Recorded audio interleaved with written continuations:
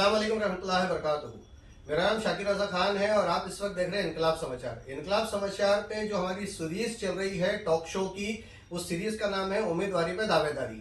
जैसा हम आपको बता रहे हैं कि उम्मीदवारी पे दावेदारी में 2024 में जो महाराष्ट्र में विधानसभा चुनाव होने वाले हैं, उसको लेकर के अलग अलग पार्टियों में अलग अलग मेंबरान ने अपनी अपनी दावेदारी पेश की हुई है। जैसा कि आप जानते हैं कि हर एक पार्टी में एक से ज्यादा लोग दावेदारी पेश करते हैं। फिर पार्टी फैसला करती है कि किस उम्मीदवार को है तो उस चुनाव का हिस्सा बनाना है, वो उम्मीदवार सामने आता है और बाकी के लोग अपने अपने पार्टी के उस उम्मीदवार के लिए काम करते हैं अपनी अपनी कार्य पद्धति के हिसाब से। तो ऐसे ही आज के शो में आज हम आपके सामने जो उम्मीदवार को पेश करने जा रहे हैं, उन्होंने अपनी पॉलिटिकल पार्टी में अपनी दावेदारी पेश की है।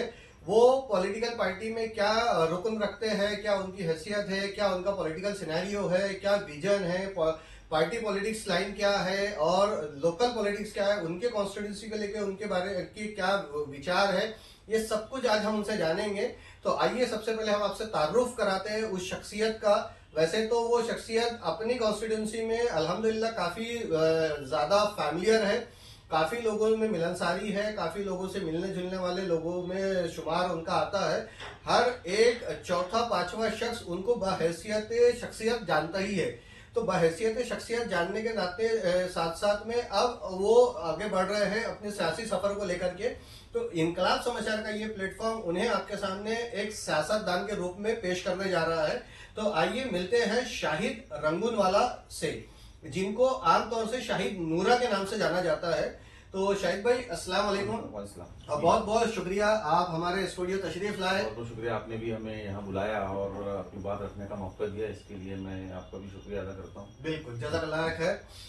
शाहिद भाई, हमारा जो मंच है इनकलाब समाचार, ये सभी विचारधारा के लिए है, क्योंकि सियासत में किसी एक विचारधारा के साथ नहीं पूरा का पूरा देश खड़े हो सकता है, और खड़े हो तो वो देश के लिए नुकसान भी होता है। तो आपको हम बताते चले दोस्तों कि आप शाहिद नूरा जो है ये AIMIM से ताल्लुक रखते हैं और AIMIM का जो ब्रांड नेम है वो अवैसी के नाम से जाना जाता है, अवैसी ब्रदरान के नाम से जाना जाता है, जिसमें बड़ा नाम जो है वो असद ओवैसी का है। असद ओवैसी के कारगुजारियों के तहत ये जो पार्टी आगे एक्सपांड कर रही है, उन सब बातों पर आज की रोशनी रहेंगी, आज के इस वीडियो में बातचीत होंगी। तो शायद भाई सबसे पहले तो आपका एक वो तारुफ दीजिए जो आम आवाम तक पहुंचना चाहिए। नहीं, जैसे कि आपने कहा कि मैं सिर्फ मोहम्मद शाहिद रंगूनवाला, मैं ऑल इंडिया मजलिस इत्तेहादुल मुस्लिमीन के अंदर में काम करता हूं और पिछले 10 सालों से मजलिस के साथ में हूं। मैंने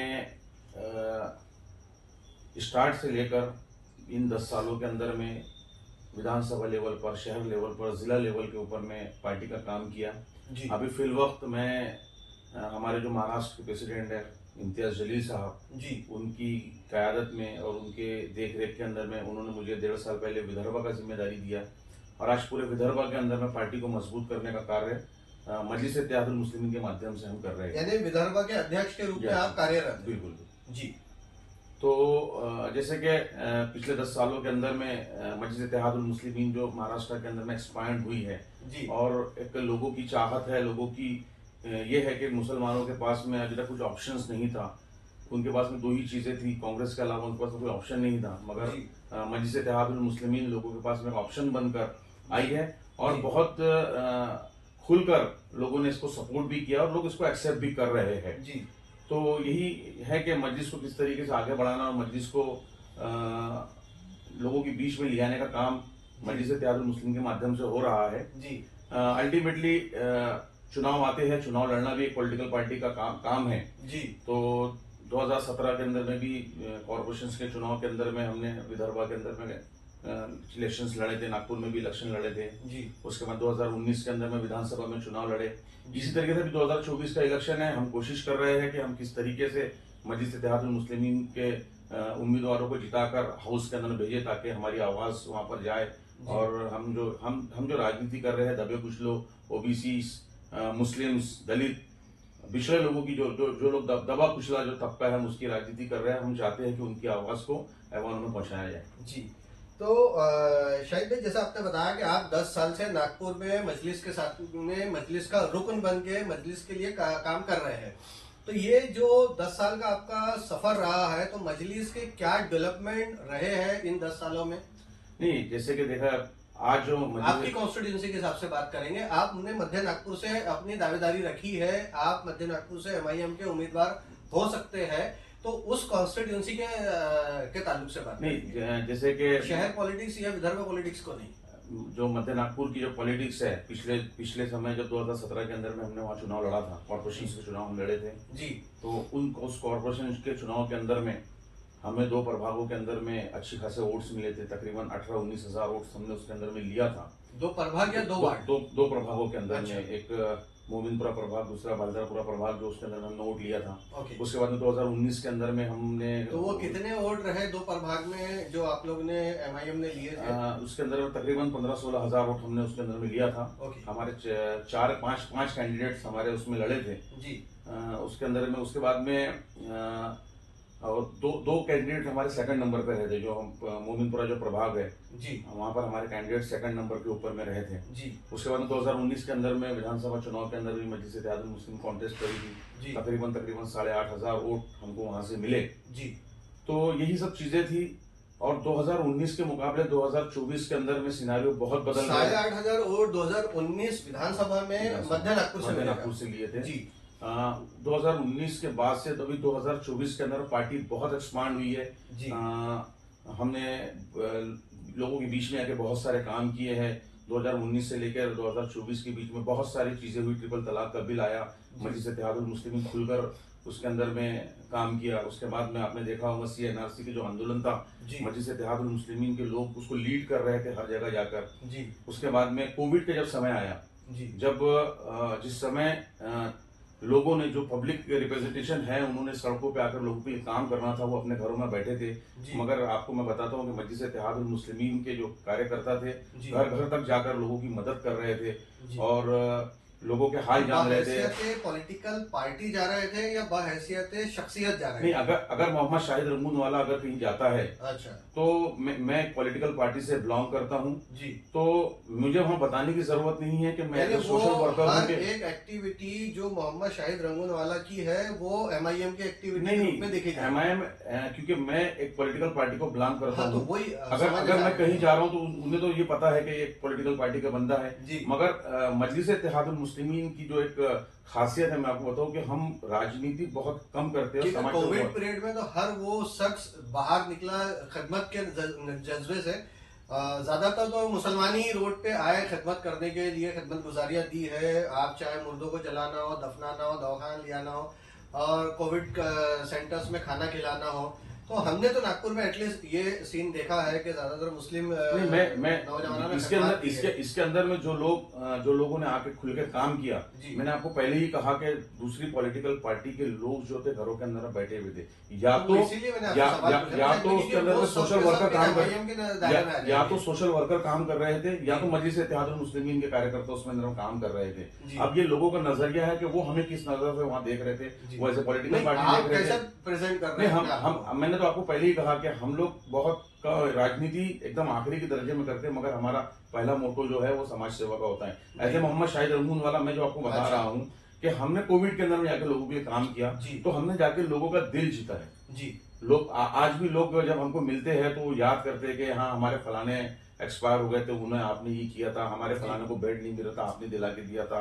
कहीं जाकर कोविड सेंटर्स के अंदर में जो चीजें हुई थी, जो इलीगल लोगों को क्वारंटाइन किया जा रहा था, मैं खुद इसके अंदर में हाईकोर्ट के अंदर पिटिशनर था। उसके ऑर्डर आने के बाद में मजबूर होना पड़ा कॉर्पोरेशंस को अपना हलफनामा देने के लिए कि उन्होंने ये कहा कि जो क्लोज कॉन्टेक्ट है हम उन्हीं लोगों को जो है क्वारंटाइन करेंगे। आपने देखा होगा उस समय के अंदर में बस से भर भर कर लोगों को क्वारंटाइन किया जा रहा था।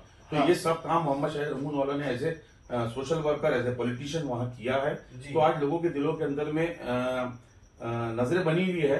तो मुझे उम्मीद है कि अगर पार्टी मुझे टिकट देती है और पार्टी मुझे अगर लड़ाने का फैसला करती है, तो मैं लोगों के बीच में जाऊंगा और मैं बताऊंगा कि जब मैं कोई पावर में नहीं था तो मैंने आपके लिए काम किया, अगर मैं पावर में आऊँ तो हो सकता है मैं उससे ज्यादा आपके लिए काम कर सकूं। बहुत बढ़िया। तो शाहिद भाई, जैसा आपने बताया कि आपने कोविड पीरियड में जो खिदमत खल्क किया है वो बहैसियत सियासी पार्टी का रुकन होने के नाते उस नजरिए से लोगों ने उसको देखा है। तो लोगों ने जब उसको देखा है तो इसके अलावा और क्या आपकी कारगुजारियां रही है? नहीं, जो भी सोशल फील्ड के अंदर में जो लोग काम करते हैं, आज भी बहुत सारे लोग हमारे पास में आते हैं, लोगों के काम होते हैं, कॉरपोरेशन के काम होते हैं, तरह तरह के पुलिस स्टेशन के लोगों के काम होते हैं। तो हम कोशिश करते हैं कि अगर हमारे पास में कोई अगर हमसे चाह रहा है, उसकी उम्मीद हमसे है, तो हम पूरी कोशिश करते हैं कि उन लोगों का जाकर काम किया जाए। आज भी अभी इस वक्त जो नागपुर की सिचुएशन है पिछले 2 साल से, हमारे कोई कॉर्पोरेटर्स नहीं है, जो कॉर्पोरेशन है वो भंग हुई है, प्रशासक राज यहाँ चल रहा है, तो लोगों को काफी दिक्कतों का सामना करना पड़ रहा है क्योंकि उनकी आवाज को सुनने वाला कोई नहीं है। तो ऐसे समय में भी लोग हमसे कांटेक्ट कर रहे हैं। हमसे जितना हो सकता है हम अधिकारियों को बोलकर, कॉर्पोरेशन के लोगों को बोलकर उसके अंदर काम कराने की कोशिश करते, और काम होता भी है। तो हम लोग जो है जमीन के ऊपर में जाकर लोगों से का काम कर रहे हैं। तो दिखती बात है, जब काम कर रहे हैं तो हम भी ये चाहेंगे एज ए पॉलिटिकल पार्टी के लोग हमको सपोर्ट करें। हम अगर इलेक्शंस में आते तो हमें वोट दे, ताकि हम और ज्यादा ताकत से और ज्यादा मेहनत के साथ में उनका काम कर सकें। शायद भाई, एक सोशल वर्कर और एक एमएलए के बीच में क्या डिफरेंस है आपकी पॉलिटिकल आइडियोलॉजी के हिसाब से? नहीं, अगर मैं एक बहैसियत सोशल वर्कर शाहिद रोंगनवाला और बहैसियत एमएलए, दोनों के बीच में क्या फर्क होगा? नहीं, एक अच्छा सोशल वर्कर ही एक अच्छा लीडर बन सकता है, मेरा ये मानना है। क्योंकि वो जब जाकर ऐवान में बैठता है, कुर्सी पर बैठता है, तो उसे पता रहता है कि मेरे एरिया की लोगों की समस्या क्या है। अगर वो उसको समस्या ही नहीं, अगर हेलीकॉप्टर कैंडिडेट अगर आता है, ऊपर से कोई बंदा आके जाके वहां बैठा, तो जब उसे पता ही नहीं कि उसके जमीन के अंदर में उसके लोगों को क्या जरूरत है, वो लोग किन चीजों से जूझ रहे हैं। तो पिछली जब तक विधानसभा चुनाव में जो आपका कैंडिडेट था वो भी तो हेलीकॉप्टर कैंडिडेट ही था। नहीं, वो पिछली बार पार्टी का एक डिसीजन था, पार्टी ने टिकट दिया था, उस कैंडिडेट का जमीन पे कोई यही नहीं था। वो पार्टी का डिसीजन था। पार्टी ने डिसीजन लिया था। मैंने भी दावेदारी किया था, मगर पार्टी को लगा कि हो सकता है वो मुझमें से अच्छा कैंडिडेट डिक्लेयर हो, तो पार्टी ने उन्हें मौका दिया और हमने उनके लिए काम भी किया है। इस बार भी हमने टिकट मांगा पार्टी से और हमने बोला है कि साहब पिछले 10 सालों से हम काम कर रहे हैं और एज ए विदर प्रेसिडेंट भी हम काम कर रहे हैं। अभी पार्टी को फैसला करना है कि पार्टी हमें टिकट देकर आमदार के इलेक्शन में उतारना चाहती है, या पार्टी मुझसे ये एक्सपेक्ट कर रही है कि मैं विदर्भा के अंदर में जो अलग अलग जगहों के ऊपर में कैंडिडेट्स खड़े रहेंगे, मैं उनके लिए जाके काम करूं। ये पार्टी को डिसाइड करना है। हमने हमारी तैयारी दर्शाई है कि हम मध्य नागपुर से चुनाव लड़ने की इच्छुक है और हमने दावेदारी की है। आपके मेंबरान होंगे एमआईएम के मध्य नागपुर में? हमारा कुंभा तो बहुत बड़ा है। अभी बहुत जल्द हमने एक पिछले दिनों जब हमारे नागपुर में हमने कार्यकर्ता सम्मेलन लिया था, हमने एक ऐप भी लॉन्च किया था इसमें मेंबरशिप ड्राइव का। तो उसमें रेगुलर डेली बेसिस के ऊपर में लोग आ रहे हैं। हम लोग तकरीबन जितने भी डोमिनेटेड मुस्लिम बूथ्स है वहां पर हमारी बॉडीज बनी हुई है, हमारे लोग वहां पे काम कर रहे हैं। क्योंकि पिछले विधानसभा के अंदर में हमने तकरीबन 123 बूथों के ऊपर में हमारे कैंडिडेट्स को हमने बिठाया था और हम काम कर रहे थे। अभी हमारी और तादाद बड़ी है। हमारा बूथ लेवल की जो टीम है वो काम उसके अंदर कर रही है, वार्ड की टीम भी काम कर रही है और अभी डेटा के ऊपर काम चल रहा है। क्योंकि अभी जस्ट एक जो हमारा ऐप लॉन्च हो उसके अंदर भी लोग हमसे जुड़ रहे हैं। तो मुझे उम्मीद है इलेक्शन के आते आते एक बहुत बड़ा, जो आपने बताया कि मुस्लिम डोमिनेटेड बूथ पे आपकी टीमें काम कर रही है, पिछले चुनाव में की है, इस चुनाव में भी काम कर रही है, आपने की तैयारियां आप लोग कर रहे हैं। ये कितने मुस्लिम डोमिनेटेड बूथ हैं? तकरीबन अभी हमने जो एनालिसिस किया है उसके हिसाब से तकरीबन 130 से 135 बूथ जो मुस्लिम डोमिनेटेड है और जहां पर 70% से लेकर 90% तक जो है मुस्लिम बूथ है और तकरीबन 85 बूथ ऐसे है जो 100% मुस्लिम बूथ्स है। तो उसके ऊपर में हम लोग काम कर रहे हैं। डेटा एनालिसिस हमारा चल रहा है और हम कोशिश कर रहे हैं कि हम जो पूरे 330 बूथ जो अपने मध्य नागपुर के है उसको हम टच करने की कोशिश कर रहे हैं और हो सकता है हम इलेक्शन के आए तक उसको टच भी कर लें। अच्छा, तो जैसा आपने बताया कि मुस्लिम डोमिनेटेड बूथ पे आपकी एक्सरसाइज और आपकी टीम काम कर रही है, एक्सरसाइज कर रही है आपकी टीमें, तो आपका जो वोटर है वो सिर्फ मुसलमान है? नहीं, हम जो टारगेट कर रहे हैं, जैसे मैंने आपको पहले ही कहा कि मजलिस इत्तेहादुल मुस्लिमीन जो टारगेट कर रही है वो दबे कुचलों की आवाज को लेकर कर रही है। तो आज मुस्लिम समाज के साथ में क्या हो रहा है ये मुझे बताने की जरूरत नहीं है। आज दलितों के साथ में क्या हो रहा है ये मुझे बताने की जरूरत नहीं है। आज तक जो लोग मध्य नागपुर से आमदार बने, एक हलवा समाज को लेकर हलबा समाज की डोमिनेटेड सीट है। हलबा समाज के साथ में जो जो वादे किए गए, आज तक जितने भी आमदार थे उन्होंने सिर्फ उनको लॉलीपॉप चुसाया। तो हमारा हम उनको भी टारगेट कर रहे हैं कि भाई आज तक जिन लोगों को आपने वोट दिया, उन्होंने आपके समाज के साथ में क्या किया है। तो हम चाहते हैं कि हम दबे कुछ लोगों की और जिन लोगों पे जुल्म हुआ उनकी हम आवाज है। तो आपको अगर ऐसा लगता है कि हम आपकी आवाज को बुलंद कर सकते हैं तो आपने भी हमारा साथ देना चाहिए। हमारा उनके साथ में भी डायलॉग चल रहा है और देखेंगे अभी जैसे जैसे इलेक्शन आएगा तो उसके अंदर में मुझे लगता है कि हमको बहुत अच्छा रिस्पांस मिलेगा इलेक्शन के अंदर। तो दोस्तों, अभी आप हमारे साथ स्टूडियो में सुन रहे थे। इस वीडियो में आपके सामने हमने आज बुलाया AIMIM से शाहिद नूरा को, और शाहिद नूरा जो है इस वक्त में विदर्भ की जिम्मेदारियां उठाए हुए है। बड़ी मुश्किल से हमारा न्योता कबूल किया है शाहिद भाई ने, और बड़ी मुश्किल से वो हमारे स्टूडियो तशरीफ लाए हैं। वो थोड़ा सा हेजिटेट रहते हैं इनकलाब समाचार के साथ में, तो ये हेजिटेशन चलिए एक अलग चीज है। बहुत बहुत शुक्रिया शाहिद भाई, आप आए, बहुत अच्छा लगा आज हमारे चैनल पे आप आए।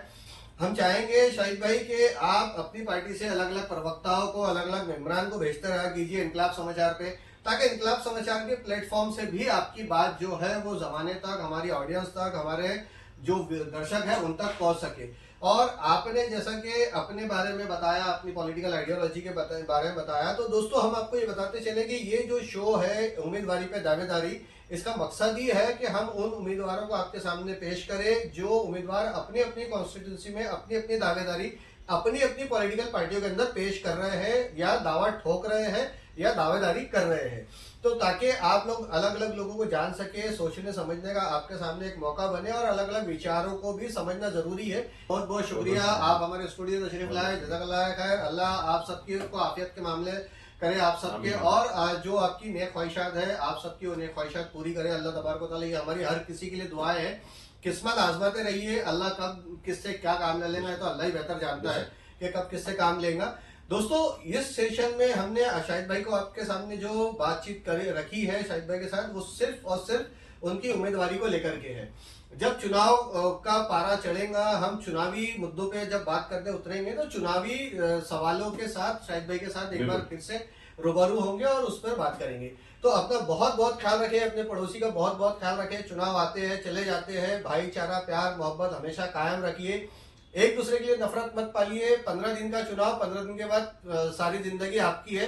15 दिन के बाद सब भूल भाल के एक दूसरे के साथ उठिए, बैठिए, चाय पीजिए और खुशो खुर्रम जिंदगी जिए। ये पैगाम है इनकलाब समाचार का। अब इजाजत दीजिए। बहुत बहुत शुक्रिया आपका वीडियो देखने के लिए। जज़ाकल्लाह खैर। अल्लाह हाफिज।